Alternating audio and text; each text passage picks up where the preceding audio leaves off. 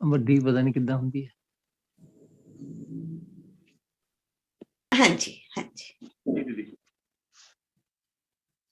दीदी एक बार मैं आपको बता रहा हूँ, बड़ी इंटरेस्टिंग बात है जी। हाँ जी, हाँ जी। मेरी मिसेज 2006 या 7 में जी इसने मन बनाया, 2006 में जी मैं एमएससी मैंने बॉटनी की करनी है। आवाज आ रही है जी? हाँ जी, आ रही। हाँ जी। इसका मन बना कि मैंने एमएससी बॉटनी करनी है, तो वो डिस्टेंस एजुकेशन से हो रही थी। वो हमें जो सीट मिली वो तमिलनाडु में मिली जी। तो ये मुझे कहने लगी कि मेरी कुछ सहेली जो जिन्होंने मेरे साथ बीएड की थी और बीएससी की थी, मैं उनके साथ वहां पर करना चाहती हूँ। मैंने कहा चलो ठीक है, हम बाबा जी से आज्ञा लेते हैं, जैसे बाबा जी कहेंगे वैसे कर लेना। हम बाबा जी के पास गए जी, जलंधर गए, तो बाबा जी से बेनती की, तो बाबा जी कह रहे वो तो आपकी हो गई एमएससी के थे, आप बस राम राम करो कहते। तो हम वापस आ गए जी। जब वापस आए तो हमने सोचा, वो का एक छोटा शहर है जी, यहाँ तक ग्रेजुएशन के बाद जो फर्दर स्टडी करने के लिए बाहर जाना पड़ता है जी। तो हमें दिक्कत बन गई कि हम इसकी बुक्स कहाँ से इशू कराएंगे जी। तो हमें पता लगा हमारे मोगा से ही हमारे प्रोफेसर साहब थे आरसी शर्मा जी, वो हमारे यहाँ मोगा में कॉलेज है बहुत मशहूर है, डीएम कॉलेज। तो वहां के वो हेड ऑफ द डिपार्टमेंट थे जी बॉटनी के। तो मैंने उनसे बात की कि अंकल ऐसे बात है जी, हम एमएससी करना चाहते हैं, तो आप हमारी क्या हेल्प करोगे जी। वो कहते यार आपको जो बुक्स चाहिए, जिस किसी की भी जरूरत हो, मुझसे पढ़ना हो, आप मेरे पास जब मर्जी आ जाओ। तो हम गए उनके पास, 2-3 बार गए भी, उन्होंने हमें बुक्स भी दे दी जी। तो चलो हमने, मैडम ने उसको पढ़ा जी। उसके बाद वहां पर इसको तमिलनाडु में जाना पड़ता था प्रैक्टिकल के लिए जी। अच्छा। एनामले यूनिवर्सिटी थी वहां जी, एनामले यूनिवर्सिटी थी जी। तो मैं भी एक बार इसके साथ गया जी। और जो इसके एग्जाम होते थे जी, वो एक बार दिल्ली में होते थे, एक सेमेस्टर के होते थे चंडीगढ़ में जी।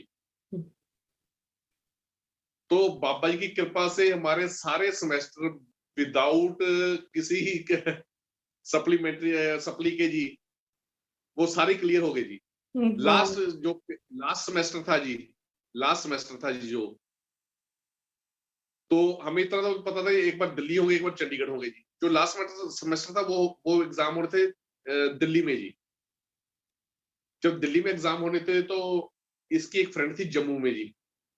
तो जम्मू से उसका फोन आया, दीदी आपका रोल नंबर आ गया। मेरा तो रोल नंबर आ गया, आपका आ गया? तो ये कहने लगी रोल नंबर तो ये भी आया, मेरा आ जाएगा अभी, दिन पड़े अभी आ जाएगा। तो वो कहने लगी मेरा तो आ गया, लेकिन इस बार हमारा कहते सेंटर चेंज हो गया। दिल्ली में जो हर बार जिस स्कूल में होता था जी, वो स्कूल ही चेंज हो गया जी। वो तो कहते सेंटर चेंज हो गया हमारा। इसने पूछ लिया कहाँ पर है वो सेंटर, तो उसने उसका नाम बता दिया जी। इसने नोट कर लिया कहाँ सेंटर है जी। तो मेरी सिस्टर इन लॉ दिल्ली में थी जी। तो हमने उनको फोन किया कि ऐसे ऐसे ये सेंटर है, ये कहाँ पर है। तो उन्होंने बताया ये हमारा कैंपस है, उसके पास ही है सेंटर, ज्यादा दूर नहीं है। तो हमने कहा ये तो चलो बढ़िया हो गया, वहां पर जाकर स्टे कर लेंगे और साथ में उनके कैंपस है जी। लेकिन दीदी हमें जो एग्जाम हमने लास्ट सेमेस्टर के देने थे जी, हमने उसकी जो फीस और जो डॉक्यूमेंट और थे जी, वो सारे भेज दिए थे यूनिवर्सिटी को। लेकिन हमारा लास्ट डेट तक कोई रोल नंबर नहीं आया जी हमारा जी। ओहो, अच्छा। तो हम दिल्ली पहुंच गए जी। मैं नहीं गया, मैडम दिल्ली पहुंच गए जी। जब मैडम दिल्ली पहुंच गए तो पेपर था जी अगले दिन जी। तो ये वहां से मुझे फोन कर रही थी, रोल नंबर आ गया, रोल नंबर आ गया। तो मैंने कहा रोल नंबर तो कोई आया नहीं, अभी तक रोल नंबर नहीं आया। तो ये कहने लगी ये दिक्कत बन गया, मैं कैसे पेपर दूंगी, लास्ट मेरा सेमेस्टर है। तो मैम ने कहा कोई बात नहीं, आप रिक्वेस्ट कर लेना उनसे, हो सकता है उनके पास ही आपका हो, कोई बायो को पढ़ा हो, आपका शेड्यूल को पढ़ा हो उसके पास। तो ये मुझे कहते हैं ठीक है। सुबह ये एग्जाम देने गई, जब जी उस कॉलेज में एग्जाम देने गई, तो गेट पर वो वॉचमैन ने रोक लिया इसको जी। वो कहता मैडम आप अपने आईडी प्रूफ और रोल नंबर दीजिए मुझको जी। हम्म तो ये कहती भैया मेरा रोल नंबर तो आया नहीं। हम्म तो कहता आपका रोल नंबर या आप पेपर कैसे दोगे आप? हम्म तो ये कहती आप मुझे सुपरिटेंडेंट साहब से मिलवा दें एक बार, तो मैं उनसे बात कर लेती हूँ। वो कहता जी हमें नहीं ये परमिशन आपको बात करवाने की, आप साइड में हो जाइए गेट के। ओहो तो ये गेट पर साइड में खड़ी होगी जी। तो एक लोकल दिल्ली की लड़की जी, एक वो भी आ गई, वो भी कहने लगी मेरा रोल नंबर भी नहीं आया। तो अब मैं क्या करूं, हमें सुपरिटेंडेंट से प्लीज मिलवाइए आप।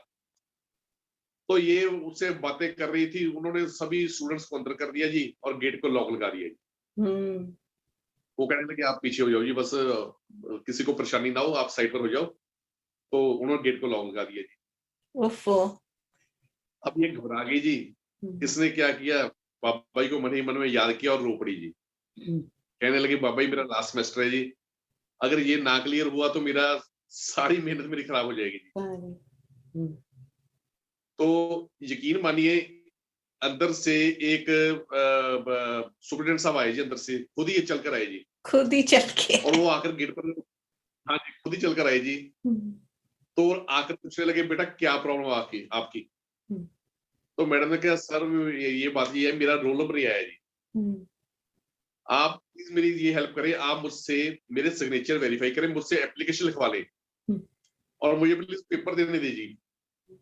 तो वो सुपरिटेंडेंट साहब कहते हैं जी ऐसा नहीं होता, ना कभी ऐसा हुआ है ना ऐसा कभी होता है, तो अगर नहीं आया तो आप पेपर नहीं दे सकते।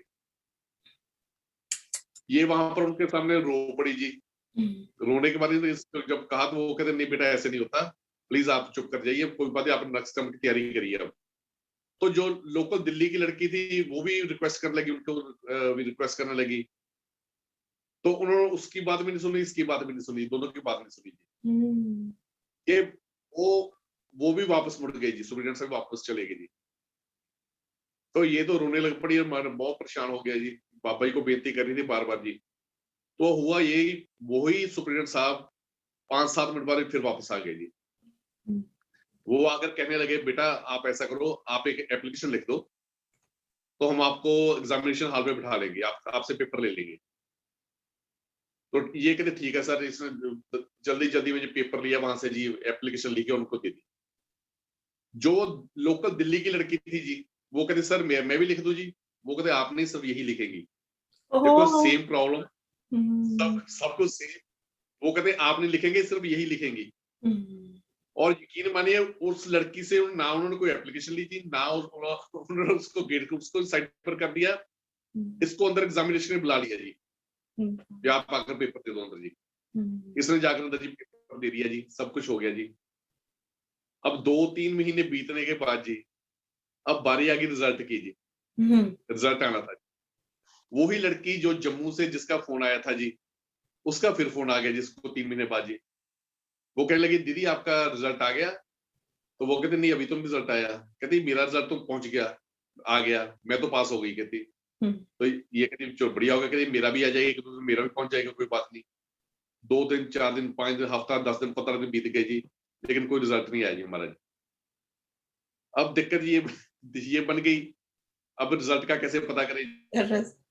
तो हमने एनएमएल यूनिवर्सिटी में फोन किया जी, वहां पर जी, वहां पर फोन किया तो दीदी वो वहां पर ये दिक्कत जी ये है, या तो वो तमिल बोलते हैं जी, या वो बिल्कुल इंग्लिश में बात करें, हिंदी वो बोलते ही नहीं जी। तो मैडम ने बात की उनसे, 2-3 बार बात की, उन्होंने कोई रिस्पॉन्स नहीं दिया, इतना बड़ा रिस्पॉन्स नहीं दिया। वो कहते नहीं हमारे पास नहीं, आपका कोई डॉक्यूमेंट नहीं है आपके पास। तो मेरा एक दोस्त था, मैंने उससे बात की, यार मैंने कहा भी ऐसे ये प्रॉब्लम बढ़ गई, आप यार वहां पर एनएमएल में यूनिवर्सिटी में फोन करिए। तो हमें जो इसका डिपार्टमेंट था, बॉटनी का डिपार्टमेंट था जी, वहां पर हमने फोन किया जी। तो जो आगे से भाई साहब बोले उनको सारी बात बताई, ये चक्कर बना था जी हमारे साथ, लेकिन हमारा पहले तो रोल नंबर आया, अब हमने पेपर दे दी तो हमारा रिजल्ट नहीं आ रहा जी। उन्होंने आगे से ये जवाब दिया कि हम आपका रिकॉर्ड देखते हैं। दीदी उन्होंने सारा कंप्यूटर का रिकॉर्ड देखा जी अपना जी, और रिकॉर्ड देखने के बाद उन्होंने कहा कि आपका कंप्यूटर में कोई रिकॉर्ड नहीं है जी। ओह वाह। हो सकता है आपका मैनुअल रिकॉर्ड में आपका हो। हमने कहा जी मैनुअल रिकॉर्ड आप चेक कर लीजिए। वो कहते हैं आप हमसे 1-2 दिन बाद बात करना, हम रिकॉर्ड चेक करेंगे। हमने 2 दिन और फिर बात वहां पर की जी। वही भाई साहब से फिर बात हो गई जी। वो कहते हैं जी ना तो आपका कंप्यूटर में कोई रिकॉर्ड है, ना ही आपका मैनुअल कोई रिकॉर्ड है हमारे पास। हम आप बड़ी परेशानी हुई जी, ये क्या हो गया जी। तो एक दिन बैठे बैठे मन में आया क्यों ना बाबा जी के पास चले, वहां बाबा जी के पास जाकर बेनती करें। तो हम बाबा जी के पास जलंधर चले गए जी। तो जलंधर जाकर बाबा जी को सारी बात मैं बताने लगा पड़ा। बाबा जी ऐसा हुआ, उन्होंने पहले अंदर नहीं जाने दिया जी। जब रोल नंबर हमारा नहीं आया जी, तो अब बाबा जी दिक्कत ये है, वो तो हो गया लेकिन हमारा जो डिटेल मार्क्स वो नहीं आ रहे जी। अब वो कैसे पता लगेगा जी। तो बाबा जी ने अपने मुंह पर ऐसे उंगली रख ली, मुझे कहते बोलना नहीं। हाँ जी, तो मैं चुप कर गया जी। उसी शाम को हम 4 बजे मोगा वापस, या 4 बजे मोगा वापस आ गए जी। तो बाहर बेल बजी जी। वो पोस्टमैन का टाइम था जी आने का जी। 4 साढ़े 4 के बीच पोस्टमैन आता था जी। जब बाहर बेल बजी तो मैंने मैडम को कहा देखना कहीं पोस्टमैन तो नहीं आएगा आपका रिकॉर्ड लेकर। मैंने मजाक में बात की जी। आगे से मेरे फादर साहब एक डॉक्यूमेंट लिए जी इतना बड़ा, वो आगे से आ रहे थे। वो कहने लगे यार आपका ये कोई डॉक्यूमेंट आया, आपका देखो क्या है। जब हमने खोलकर देखा जी तो मैडम का डिटेल मार्क्स सारा जो बना हुआ हमारे पास घर पहुंच गया जी। उसी दिन जिस दिन बाबा जी को बेनती की थी। लेकिन आज तक इस बात को जी 2006 या 7 की बात है जी, आज 16-17 साल हो गए जी। हमारे पास आज तक वो रोल नंबर नहीं आया जी कभी। आज तक रोल नंबर नहीं आया जी। और जो ही डिपार्टमेंट हमें कह रहा था कि आपका कोई ना मैनुअल रिकॉर्ड है ना आपका कंप्यूटर में कोई रिकॉर्ड है जी, वो बाबा जी से जिस दिन बेनती की, बाबा जी का देखो देखो कितना करंट रिएक्शन था जी। उसी दिन हमारे पास वो सब कुछ घर आ गया जी। डिग्री हमारी घर अपने आप आ गई जी। लेकिन जो उनका रिकॉर्ड बोल रहा था जी, जो उनसे हमारी बात हो रही है, वो आज तक उनके रिकॉर्ड में कुछ भी नहीं है जी उनके पास। आज तक फिर बाबा जी की कृपा से सब कुछ आ गया जी। ये तो सबसे मजेदार आज तक कहानी सुनी है मैंने। बाबा जी की ये बाबा जी की लीला है सारी जी। ये सबसे मजेदार ट्विस्ट सस्पेंस वाली का बहुत wonderful wonderful wonderful. Fully suspenseful. मैंने मैडम को ये बात कही, मैंने कहा 17 साल हो गए आज तक हमारा रोल नंबर ही आया हुआ और कोई कंप्यूटर में रिकॉर्ड नहीं है आज तक, पर डिग्री उनके हाथ में है। पापा जी तुसी म्यूटेड हो। पापा ने इशारा ऐसा किया बस, तो बाबा जी ने अपना काम शुरू कर दिया जी। हमारे पहुंचने मारो गोली यूनिवर्सिटी में आ पढ़ो डिग्री। भाई मैडम ने मुझे ले आओ जरा कंग्रेचुलेशन दे उसकी। दिस इज मोस्ट ओवरली वो वाली जो यूनिवर्सिटी का डिप्लोमा है वो तो पूरा झड़ के सोने में लगाना चाहिए। ये तो बाबा जी ने खुद डिलीवर किया है। Baba Mohandas university. This is most काफी ट्विस्ट वाली और पूरी सस्पेंसफुल थ्रिलर है ये तो कहानी। Absolutely. Oh my gosh that is एक बार दीदी, मैं शायद आपने पहले बात सुनी हो जी। तो मैं ना जालंधर में बैठा था जी, बाबा के आश्रम में हॉल में बैठा था जी। तो बाबा जी के आने की हम इंतजार कर रहे थे। मैं हॉल में बैठा था तो एक भाई साहब थे बैठे, मेरे पास आकर बैठ गए जी। तो हमारे गुरु भाई थे, जो आश्रम है हमारे गुरु भाई हैं जी। तो मैंने उनको नमस्कार किया जी, प्रणाम किया जी। तो मेरे पास बैठ गए जी। तो मैं उनसे पूछने लगा, मैंने पहले कभी देखा नहीं था उनको जी आश्रम में कभी जी। तो मैं उनको पूछने लगा अंकल आप कहाँ से आए हो जी। तो वो कहने लगे मैं यूपी से हूँ, कहने लगे। तो मैंने कहा अच्छा जी। तो मैंने कहा अंकल आप आते जाते रहते हो, यहाँ पर जाते रहते हो। तो वो मुझे कहने लगे हाँ, पहले तो कहते मैं यहीं बाबा के पास ही रहता था, जो उन्होंने मुझे बताया जी। तो मैंने कहा अच्छा जी। मैंने ना बड़े इंटरेस्ट से पूछा बाबा के पास रहते थे, इनको तो बहुत कुछ बाबा जी के बारे में मालूम होगा। तो मैं उनको पूछने लग पड़ा, अंकल आप कब से बाबा जी के पास रह रहे हो जी? दीदी वो मुझे बताने लगे, मैं उस टाइम से बाबा जी के पास रह रहा था जब बाबा जी के यहाँ पर आश्रम नहीं होता था, या जो वो होती है ना कुटिया जी, कच्ची जो उसको कहते हैं जी, वो पंजाबी दीदी को काने कहते हैं ना, काने जी, झोपड़ी टाइप, झोपड़ी टाइप। झोपड़ी झोपड़ी टाइप, वो कहते हैं कुटिया होती थी बाबा जी की। हाँ जी। तब से मैं यहाँ पर तब मैं बाबा जी के पास रहता था। तो मैंने बड़े हैरानी से पूछा, अंकल आप इतने पुराने बाबा जी के पास आ रहे हो? कहते हाँ जी। तो मैंने कहा, अंकल आपका बाबा जी के साथ संपर्क कैसे हुआ जी आपका जी? तो उन्होंने मुझे बताया जी, एक्चुअली मैंने कहते देहरादून से हूँ जी, और मैं बैंक में जॉब करता हूँ, मेरी पोस्टिंग जलंधर की हो गई। कहते जब मैं कहते जलंधर आया तो यहाँ पर कहते मैं रह रहा था कहीं पर, मैंने अपना कमरा ले लिया, किराए पर ले लिया जी। तो मैंने वहां पर आकर पूछा किसी से, आस पड़ोस से पूछा, भाई यहाँ शहर में देखने को क्या क्या है? तो उन्होंने बताया जी, एक दो चीजें बता दी मुझे, ये शहर में ये चीज देखने को, ये चीज देखने को, एक दो सिनेमा बता दिए जहाँ फिल्म देख सकते हैं जी आप। तो मुझे उन्होंने कहते भाई साहब ने बताया कि यहाँ पर ना जलंधर में एक सम्मेलन होता है जी, बहुत बड़ा जी, उसको कहते हैं हरिवल्लभ संगीत सम्मेलन जी। बहुत बड़ा सम्मेलन होता है जलंधर में जी, हर साल होता है जी। तो वो अंकल मुझे कहते हैं, मुझे भाई साहब ने बताया कि यहाँ पर सम्मेलन बहुत बड़ा होता है, आप वहां पर जुट जाइए, बहुत देखने वाला होता है वो। तो कहते मैं शाम को पूछकर एड्रेस कहाँ पर वो सम्मेलन होता है, मैं वहां पर पहुंच गया जी। जब वहां पर गया तो सम्मेलन में अलग अलग को कवि आते हैं, कोई गजलें गाता है जी, कोई गीत गाता है जी, कोई अपना लेक्चर देता है, बहुत बढ़िया कहते सम्मेलन होता था उस टाइम में जी। तो वो कहते मैं वहां पर चलेगा, तो उस सम्मेलन में कहते बाबा जी का भी एक प्रोग्राम हुआ था जी। तो बाबा जी ने उसमें गजलें गाई थी जी उस प्रोग्राम में जी। जब बाबा जी ने वहां पर गजलें गाई तो मुझे बहुत अच्छा लगा सुनकर बाबा जी को। लेकिन बाबा जी के जो कपड़े डाले हुए थे वो संतों वाले कपड़े डाले थे, संतों वाले। तो मैंने सोचा भी संत भी गजलें इतनी बढ़िया गाते हैं, तो कहते मुझे बड़ी सोचने लगा। और मैंने पूछा वहां से जो स्टेज का प्रोग्राम कर रहे थे कि भाई साहब ये कौन है जो ये गजल गा कर अभी गए हैं? तो उन्होंने कहा जी ये ना मकसूदा है, यहाँ पर हमारा स्टेशन मकसूदा है जलंधर में, तो ये वहां पर वो संत है, वहां पर रहते हैं जी। तो कहते मैंने उससे पूछा इनका नाम क्या? तो कहते उन्होंने बाबा जी का मुझे नाम बताया और एड्रेस बता दिया कि भाई यहाँ पर वहां पर खेतों में कुटिया है, वहां पर रहते हैं जी। तो कहते मैंने एड्रेस नोट कर लिया और एक दो दिन में मैंने फ्री हुआ और मैंने सोचा क्यों ना मैं महाराज जी के दर्शन कर आऊं जाकर। तो कहते मैं पूछता वहां पर वो जो कुटिया थी बाबा जी जहां पर थी, जहां पर आज आश्रम बना हुआ जी महाराज जी, तो कहते वहां पर मैं पहुंच गया जी। तब कहते वह खेत है, खेतों के बीच बीच में से चला गया जी मैं, कोई रास्ता नहीं था, कुछ नहीं था जी, खेत में बाबा जी कुटिया बनी हुई थी जी। तो कहते जी मैं वहां पर पहुंच गया जी। जब मैं वहां पर पहुंच गया तो मैंने बाबा जी को प्रणाम किया और बैठ गया उनके पास। तो बाबा जी से कहते काफी बातचीत हुई जी। तो मुझे बाबा जी से कहते बातचीत करके बहुत अच्छा महसूस हुआ जी। तो बाबा जी मुझे पूछने लगे बेटा आप कहाँ से आए हो?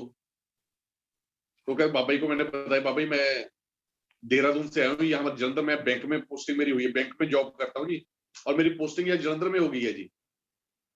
तो बाबा जी कहते बातचीत कर रहे, बाबा जी मुझे चाय बनाकर पिलाई, खाना भी खिलाया, और बाबा जी जो बातचीत हुई थी बाबा जी मुझे पूछने लगे आपके साथ कौन कौन है जलंधर में आया? तो कहते मैंने कहा बाबा जी एक मैं हूँ, एक मेरे पास मेरा ट्रंक है, एक मेरा साइकिल है जी, मेरे पास ये तीन चीजें है जी। तो बाबा जी कहते हंसने लगे, बाबा जी कहने लगे अगर आपको कोई परेशानी नहीं है तो आप मेरे पास यहाँ पर आ जाओ। मेरे पास बाबा जी के वहां थी 2 कुटिया बनी थी, 2 जी। तो वो अंकल कहने लगे मुझे बड़ा अच्छा महसूस हो रहा, बाबा जी के बैठ बहुत अच्छा महसूस हो रहा था। तो मैंने बाबा जी से ये बात पूछी, अब कहा कि ठीक है महाराज जी मैं कल को सामान लेकर आ जाऊंगा जी आपके पास। बाबा जी कहते आ जाना। तो वो कल को जी अंकल सामान लेकर जी अपना साइकिल और ट्रंक साइकिल के पीछे रखा उन्होंने जी, बाबा जी के पास पहुंच गए जी आश्रम वहां कुटिया में जी। तो वो कहते जी मैं वहां पर बाबा जी के पास रहने लग पड़ा। कभी बाबा जी मुझे भोजन बनाकर खिला देते थे, कभी मैं बाबा जी को भोजन बनाकर खिला देता था। ओह, तो ऐसे करे कुछ दिन निकले। अभी सम्मेलन वो चल रहा था जी अभी, तो उन दिनों में कहते वहां पर जो सम्मेलन चल रहा था, तो बाबा जी के कई बार बाबा जी वहां पर जाते थे सम्मेलन में। तो हुआ क्या है जी, और सम्मेलन में एक आपने दीदी सुना होगा नाम, पंडित रविशंकर जी। जी जी। वो हिंदुस्तान के, बहुत इंडिया के मशहूर, मैं भूल, सितार वादक थे दीदी, सितार वादक। सितारिस्ट, वो सितार भी जी जाते थे। जी जी, पूरे अच्छा, इंटरनेशनली फेमस हैं। हाँ हाँ जी, हाँ जी। जी, इंटरनेशनल, हाँ जी, इंटरनेशनल। तो वो भी वहां पर संगीत सम्मेलन में आए हुए थे जी, जो पंडित रविशंकर थे जी। पंडित रविशंकर जी ने भी बाबा जी को सुना जी वहां पर जी। तो उन्होंने भी, उनके उनके मन में भी आया, यार ये बहुत पहुंचे हुए ये को कलाकार आए, इतना क्लासिकल ये गा रहे हैं, इतने पक्के सुर, जिसे कहते हैं पक्के सुर में गा रहे हैं, तो मैं इनसे कुछ सीखना चाहता हूँ, इनसे कुछ ना कुछ। तो उन्होंने वो जो स्टेज सेक्रेटरी था उससे पूछा कि ये कौन है भाई साहब जो गाकर भी गए हैं। तो उसने बता दिया, भाई ये ऐसे महापुरुष हैं, वहां पर रहते हैं। तो पंडित रविशंकर भी पूछकर जी बाबा जी के पास कुटिया में पहुंच गए जी। ये बात मुझे भाई साहब ने बताई, जो भाई साहब थे 13, उन्होंने बात बताई। वो कहते जी जब पंडित जी वहां पर पहुंच गए, तो उन्होंने जाके अपना रेफरेंस दिया जी, मैं सितार वादक हूँ जी, बहुत बढ़िया। मैंने आपको सुना था बाबा जी वहां पर हरिवल्लभ संगीत सम्मेलन में जी, तो मेरे मन की इच्छा थी मैं आपसे कुछ सीखूं। आप मुझ पर कहते कृपा करें, मुझे कुछ सिखाएं जी, प्लीज मुझे कुछ सिखाएं। बाबा जी कहते यार मुझे तो कुछ सिखाना है, कुछ आता नहीं, मैं आपको क्या सिखाऊंगा। तो वो कहने नहीं महाराज जी, कुछ सिखाएं मुझे, आप जो सिखाएं। तो बाबा जी उनको उनको कहा, अपने पंडित जी को, रविशंकर जी को कहा, आपके पास क्या चीज है बजाने के लिए। उन्होंने कहा जी मैं सितार बजाता हूँ, मेरे पास सितार है जी अपनी। बाबा जी कहते सितार लाए यहाँ पर। तो पंडित रविशंकर जी और बाबा जी ने वो बैंक वाले जो भाई साहब थे उनसे कहा कि आप मेरी सितार उधर से उठाकर लेकर आए दूसरी कुटिया में से। तो उन्होंने वहां से दूसरी कुटिया सितार लाकर बाबा जी को दे दी थी। वो कहते जी छोटी सी कुटिया थी जी, हम कुटिया में 3 जने बैठ गए जी, एक मैं, एक पंडित जी, एक बाबा जी।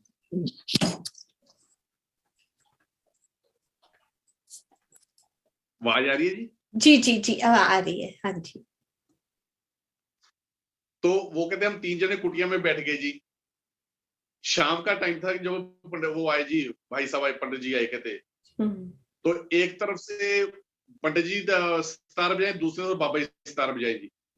करते करते करते करते बीच में कहते तीसरा मैं बैठा जी, कभी बाबा जी सितार बजाए, कभी पंडित जी सितार बजाए जी। करते करते ना कुटिया में से बाहर से किरणें, सूरज की किरणें अंदर आई जी। पापा जी अचानक चुप करके, बाबा कहते अरे यार ये तो सुबह हो गई। कहते वो शाम के 6 बजे के बैठे, 7 बजे के बैठे ही सुबह हो गई उनको जी, सितार बजाते बजाते इतने आनंद में आ गए। वो भाई साहब कहते हैं ना बाबा जी को कोई थकावट, ना मेरे को कोई थकावट, ना पंडित जी को कोई थकावट। कहते जी हम तीनों के सारी रात सितारे बजाते रहे जी, वो बैठे जी। तो मैं उनको देखता रहा बैठा जी उनको जी। कहते वो कहते जो बाबा जी ने कहा यार सुबह हो गई है, तो यार सुबह हो गई। तो बाबा जी ने कहते मुझको कहा, बैंक वाले भाई साहब को कहा कि बेटा आप जाकर ना चाय का प्रबंध करो। तो कहता जी मैंने बाहर जाकर चाय बनाई, पंडित जी को चलाया, भाई बाबा जी को चाय पिलाई, फिर खाना बनाया, बाबा जी को खिलाया और पंडित जी को खिलाया। तो जब पंडित जी जाने लगे तो पंडित जी बाबा जी को कहते हैं जी बाबा जी मुझे कोई आशीर्वाद दो जी।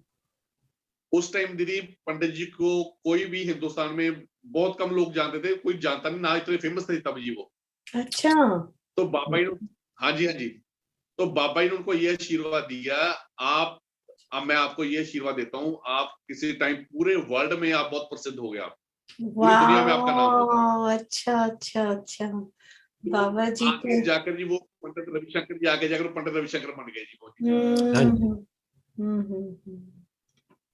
तो आगे भाई साहब ने जो इंटरेस्टिंग बात और बताई जी, उसके बाद जी कहते पंडित जी तो चले गए जी, 10 बज गए, 10:30 तो मुझे वहां पर बैठे बज गए जी।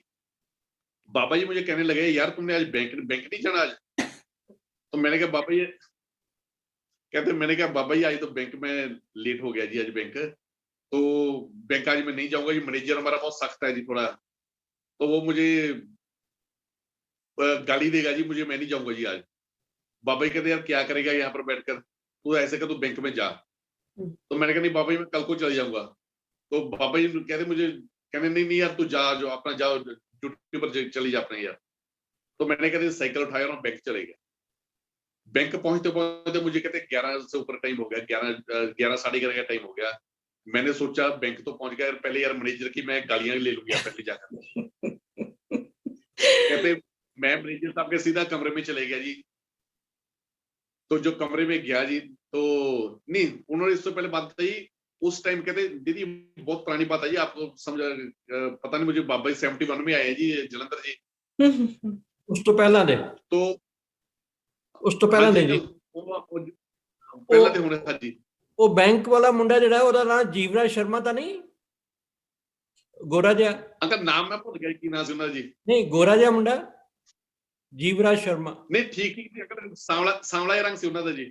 नहीं फिर वो नहीं है, ठीक है। हाँ जी, कैरी ऑन प्लीज।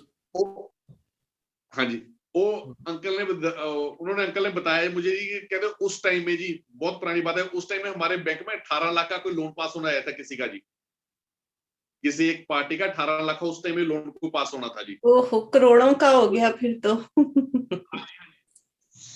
तो कहते जो वो लोन था उस पर कहते मेरे मैनेजर साहब के साइन होने थे, मेरे साइन होने थे और एक मैडम थे उनके साइन होने थे जी, वहां पर जो बैंक में थे हमारे 3 जाने के उस पर साइन होने थे, तभी वो लोन सैंक्शन होना था जी वो। तो वो कहते जब मैं बैंक में गया तो मैंने सोचा पहले मैनेजर की गालियां ले लूंगा पहले जाकर। तो मैं कहते अंदर मैनेजर साहब के पास गया जी, तो मैंने उनको कहा राम राम सर। कहते मैनेजर साहब ने मेरी तरफ देखा, ऊपर को मेरी तरफ देखा और मुझे कहते उनका नाम तो नहीं, मेरा कहते मेरा नाम लेकर कहते भाई साहब कितनी बार राम राम करना आपने? अच्छा सुबह कर तो गया राम। तो कहते वो कहते मैं चुप कर गया जी, मैं चुप कर गया। कहते मैं अपने टेबल पर आकर बैठ गया। जब मैं टेबल पर आकर बैठ गया मैंने सोचा यार वो लाइन जो लोन वाली फाइल थी मैं उस पर साइन कर दूं, अपना फॉर्मेलिटी सारी कर दूं जो भी करनी है। तो कहते जो मेरे उससे सीनियर मेरी मैडम थी जी, कहते मैं मैडम के पास चले गया। मैडम को जाकर भी मैंने यही कहा राम राम मैडम। कहते मैडम भी मेरी तरफ देखने लगी और मैडम कहने लगी भाई साहब वो ठीक तो है ना, परेशान तो नहीं कोई? मैंने कहा नहीं जी। तो कहती आपने कितनी बार राम राम करनी है आपने? सुबह कर तो गए थे जी आप। तो कहते मैं बड़ा परेशान यार, ये मेरा आया तो मैं अभी बैंक में हूँ, ये क्या कह रहे हैं? तो मैं कहते चुप कर गया जी मैं। तो मैंने मैडम को कहा मैडम वो फाइल दे दीजिए, मैं उस पर सिग्नेचर कर दूं जी। मैडम कहते कौन सी फाइल? कहते जो जी 18 लाख का लोन पास करना था। मैडम कहते वो लोन तो आपने साइन करके मुझे दे तो दी, वो मैनेजर साहब से साइन करवा दिया मैंने उससे। वो कहते मैं बड़ा परेशान यार, साइन तो भी मैंने उस पर किया ही नहीं। तो वो मैं कहते जब मैं मैनेजर साहब के पास गया, ऊपर मेरे साइन उसके ऊपर साइन हुए जी मेरे। कहते कहने का भाव ये जी महाराज जी अपने सेवक की आप ही लाज रखते हैं सारी जी। ऐसे अमर सिंह अमर सिंह था वो जी। जय गुरुदेव। जय गुरुदेव सोमदास जी महाराज बताइए। वो था अमर सिंह। अमर सिंह जी थे वो, बाबा जी ने लगाया था बैंक पे। अच्छा अमर सिंह उनका नाम? हाँ जी हाँ जी। जो अभी भाई साहब बोल रहे हैं ना कि वो पतले से सांवले से रंग के थे वो, तो बाबा जी ने वहां रखे थे उनको और बाबा जी ने वहां बैंक पे लगा था। तो यहाँ भी जयपुर में भी कुछ दिन पहले 2-3 साल हो गए उसको रिटायर हो गए वो। अच्छा जी जी जी हाँ अच्छा वही थे वो। और सब ठीक हो? बस ऐसी लीला जी महाराज जी। बस बाबा जी तो कृपा साथ ही है।